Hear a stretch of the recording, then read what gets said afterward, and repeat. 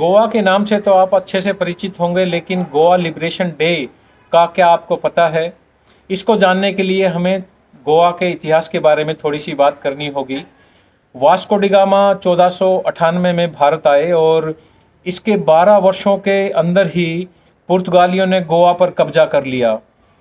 1510 से शुरू हुआ पुर्तगाली शासन गोवा के लोगों को 451 सालों तक झेलना पड़ा और 19 दिसंबर 1961 को गोवा पुर्तगाली शासन से आज़ाद हुआ और भारत का हिस्सा बना। लेकिन गोवा को ये आज़ादी आसानी से नहीं मिली थी। बंटवारे और भयावह सांप्रदायिक हिंसा के बाद भारत को अंग्रेज़ों से आज़ादी तो मिल गई थी, लेकिन गोवा पुर्तगाल के ही कब्जे में रहा।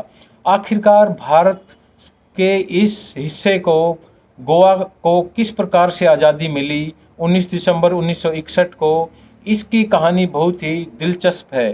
दरअसल पुर्तगाल आसानी से गोवा को छोड़ने के मूड में नहीं था। वह North Atlantic Treaty Organization NATO का सदस्य था और प्रधानमंत्री नेहरू किसी भी सैनिक टकराव से हिचक रहे थे। प्रधानमंत्री नेहरू ने गोवा की आज़ादी के लिए कई कूटनीतिक डिप्लोमेटिक जो एफर्ट्स थे वो किए थे, लेकिन सभी नाकाम रहे।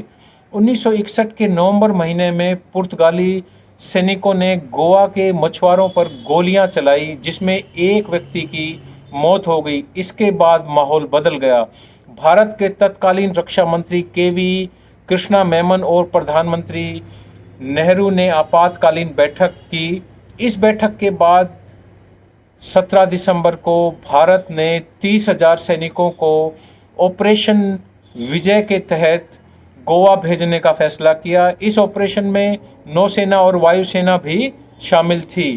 भारतीय सेना की बढ़त को रोकने के लिए पुर्तगालियों ने वास्को के पास का पुल उड़ा दिया, लेकिन 36 घंटे के भीतर पुर्तगाल ने कब्जा छोड़ने का फैसला कर लिया। इस प्रकार भारतीय सेना ने गोवा को पुर्तगाल के शासन से मुक्त कराने के लिए ऑपरेशन विजय चलाया था।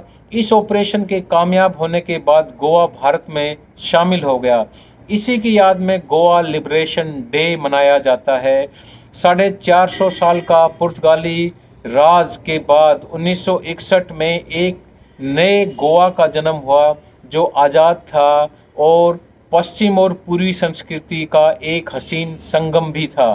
पुर्तगाली शासन से आज़ादी के 60 साल बाद भी गोवा की संस्कृति और ज़िंदगी पर पुर्तगाल का असर देखा जा सकता है, लेकिन गोवा अब दुनिया भर में पर्यटन के लिए अपनी पहचान बना चुका है और एक फेमस टूरिस्ट डेस्टिनेशन के लिए दुनिया भर में जाना जाता है।